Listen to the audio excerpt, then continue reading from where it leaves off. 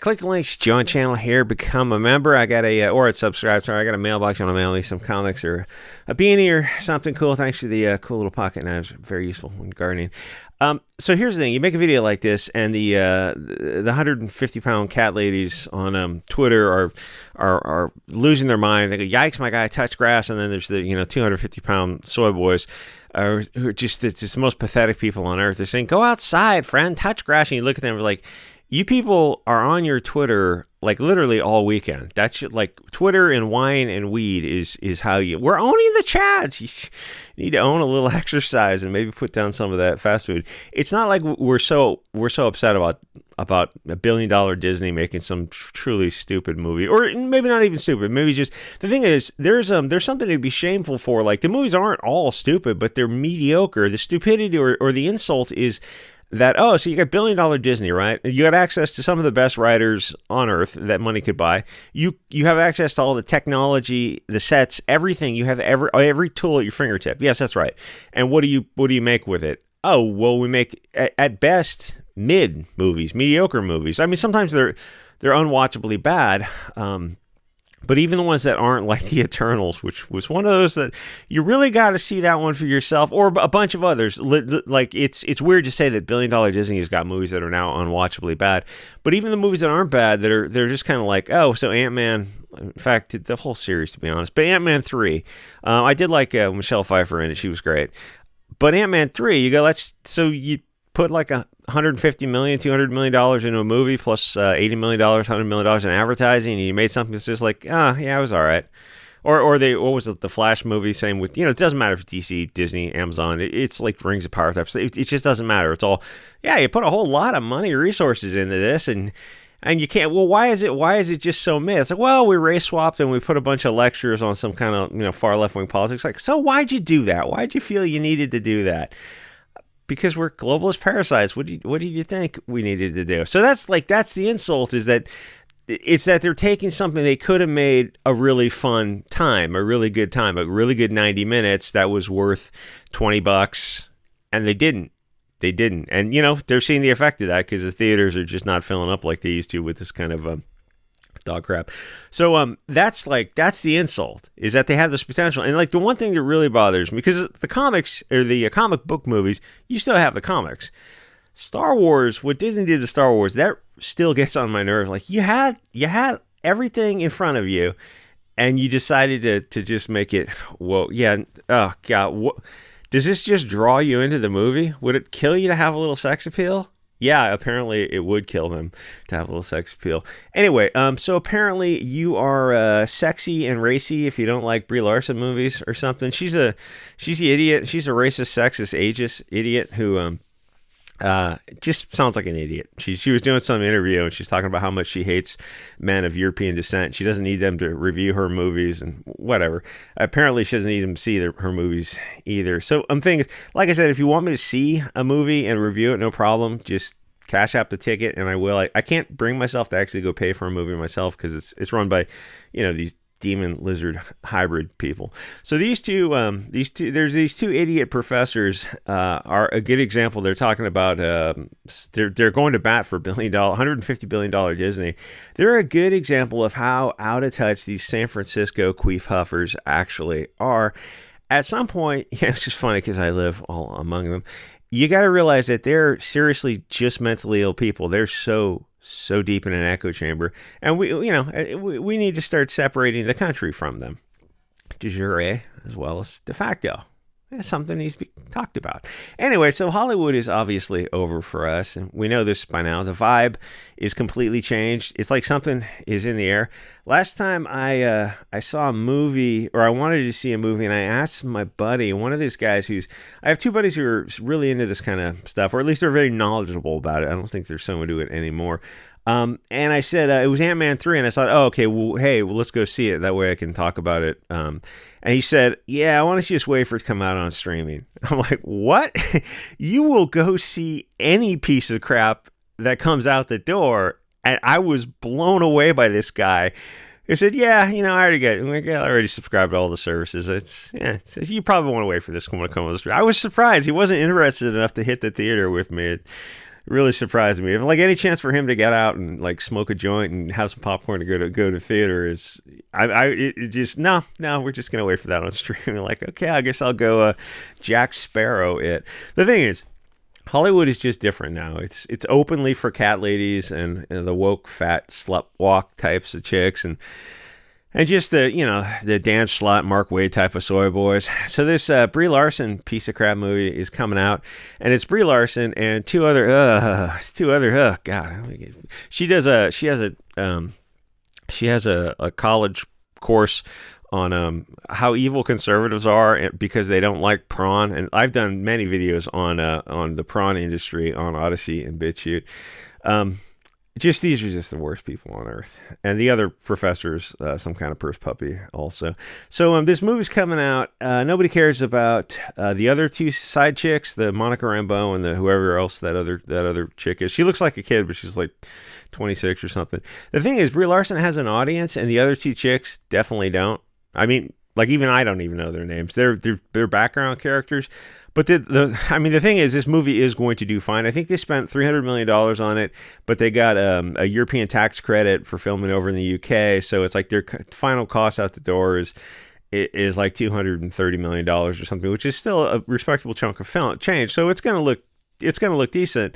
And then they're spending $100 million in advertising.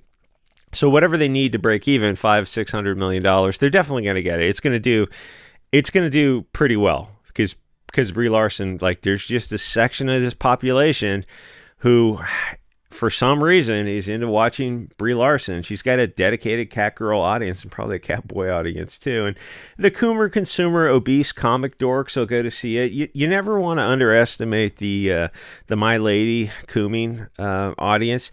And I promise you that this movie is going to suck Brie Larson's hobbit feet. Bitch, is you a hobbit? Quoting South Park movies or TV shows is probably a hate crime now. It sucks to see the destruction of South Park. South Park no longer goes there and does that like they used to. And It's Always Sunny in Philadelphia also ended after season 9 because they had to get politically correct. It's like, well, what's the point of a politically incorrect show? It's like, well, people still watch it and we still get paid a few $1 million a year for it, so we're just going to keep it going. It's like, that's I understand that. Anyway, so yeah, superhero movies are over. I think this is going to be the last big movie. So anyway, these two professors, these two numbnut, dumb twat, affirmative action, hire, purse puppy, give this idiotic interview and they spout all this Frankfurt School talking points. But it's weird because they state opinions as facts in their whole interview. It's like they're giving their opinion conclusion, but they never have their argument. Everything is just assumed. It's all assumed that everyone is naturally on the same page as to accepting the human motivations for why people see movies or how people feel.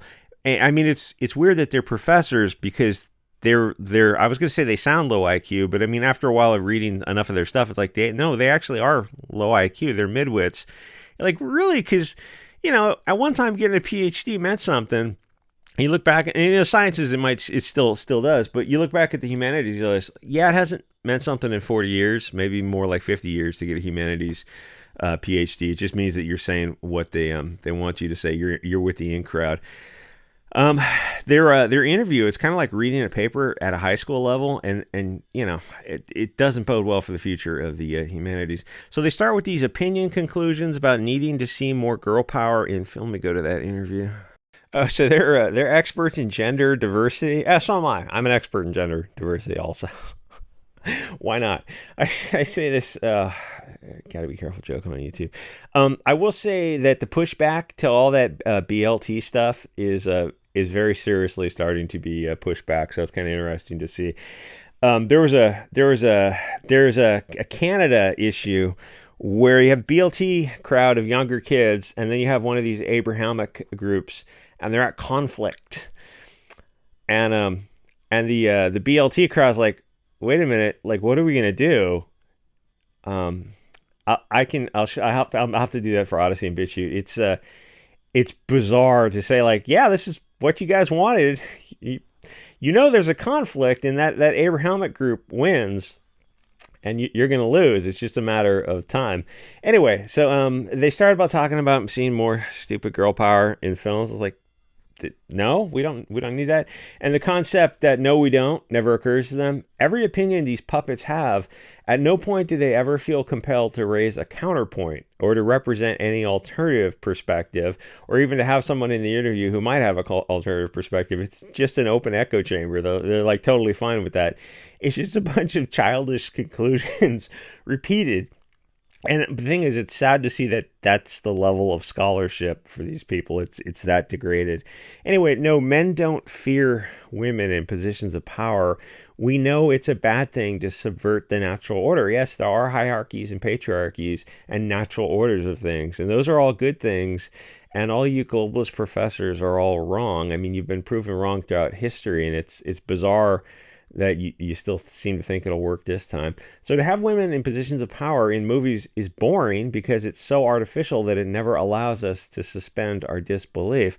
Why aren't these three women married with their kids? Why do we want to see the adventures of the 35-year-old childless cat lady crew on a CGI stage? They're not pretty or sexy. I mean, Brie always just looks like she has PMS and is craving chocolate and an orgasm. The only way it would work would be if you hoard them up, if you made the costumes more low cut, put some push-up bras on them, and made them like more sexy sidekicks to men as the male players. Honestly, I look at this and I know Brie Larson's got a fan base. And I probably won't use her name of the title because otherwise the Brie Larson bots will come in and they'll just copy and paste stuff. But I can't imagine that this does half as well as the first, which, it really doesn't have to be successful. The first did 1.5. So if this does $700-800 million, and it probably will, it's like, well, it made money. That's. Anyway, so every opinion these two idiot professors have is just this stupid, childish, Marxist nonsense. And that aside, it seems to skip the critical issue of will this sell? They're forgetting that this is a commercial endeavor, but to them it's just a movie made to push globalist propaganda. Well, that's the point of every movie or comic. They talk about getting more POCs in movies in various roles. Why would I care about that? I very much want the opposite. At no point do they say how non-European directors will make better movies. There's a schism between their theory and the real world and actual human motivations. They don't value diversity to accomplish something like a better storyline, better movies, or better sales, or something tangible. They just seem to want poxes in these industries, even if they're detrimental to sales. The idea never occurs to them, even for me to say it's politically incorrect and toxic, haram, wrongthink. But like I always ask them, is it the truth? And then that's where they have to deflect and ad hominem. I mean, you have these discussions with them on Twitter. You go, but yeah, but what I said is still true, and all you're doing is making deflections, ad hominems, and straw mans, and then it eventually becomes obvious, and they don't really know where to go from there. So does having 3 pox vagina people in a movie make the movie better or worse? Personally, I think diversity is super lame. I would much prefer a film with all Europeans on it. And from the good parts of Europe, if you know what I'm saying. Sorry, Mediterranean folks. The Swedish bikini team type of thing, because I think diversity ruins movies. That's an example of diversity of thought, which is verboten wrongthink. They fear their free thought, but not anyone else's. Or they value their free thought, and suddenly you're like, I've got some diversity of thought. Can I tell you what I think? And they're like, no, because what you think is toxic, and what we think is good think. Have you read Orwell? It wasn't in the instruction manual. Everything is so fake, and I'll say nerfed now because I can't say that word, the words I need to use. I need to use racial epithets to clearly express myself. And everything is nerfed now, and people are finally kind of starting to understand it. It's like you see a news show, and it's supposed to be some balanced panel, but you look up the speakers, and it's literally all left-wing people. The same sort of, that's why the mainstream media is on the decline. The same sort of vibe. After Trump got out in 2020, it's like, hey, what happened to CNN, MSNBC? It's just the view ratings fell off a cliff. So that vibe's all over the mainstream. Everything that the puppet masters control is just going to be soy. It's either left or far left. There's no other mainstream views allowed. But there is social media and alt social media, and you're able to hear all the views not allowed on the mainstream. And it's apparent that there are irreconcilable differences between the groups. Even if you're still just talking about movies, they're made for pussies in the audience. Either they have them or they are them. to the point where some guy was still into these. My buddy calls them cigarettes in spandex type of movies. You know what I'm saying. You'd think less of a guy who is like a guy who's still into sports ball these days. You look at him, it's like it almost causes you to snap your head and you like, are you serious? You're watching sports ball, bro? Or these kind of movies. It's like what you'd say under your breath. I can't repeat here. It's a guy who's still trapped. And the thing is, I say guy because you don't really expect anything of women, but it's a guy who's still. And it's not that they watch sports ball anywhere, or they're not going to watch these kind of superhero movies. They go where they're kind of dragged to go. But it's a guy who's still trapped in the matrix. And the thing is, you expect more of guys. I hope long enough in the video. I hope there's like the two female listeners are not make it all the way to the end of this. You'd force him to like watch some of those based Odyssey 12-hour videos to break him out of the that soy brainwashing. Like, no, this is going to be like a Clockwork Orange style. You are going to watch these these movies. Don't say anything in the comments. Anyway, like, comment, subscribe. Thanks everyone over at Subscribestar. I put videos over there that don't go on other platforms, and I will see you guys all next episode.